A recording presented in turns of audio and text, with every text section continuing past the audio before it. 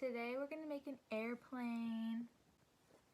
So you're gonna grab a piece of paper, any color, I chose tan, and then you are gonna fold it hot dog style, like this, and then make sure it's creased as best as possible.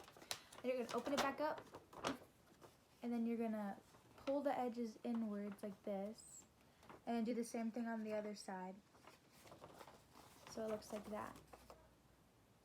And then what I did was I folded it together like this, so the edges come together.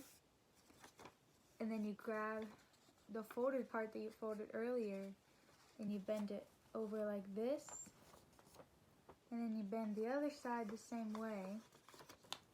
And then ba-bam, you pull out the ends and you got an airplane.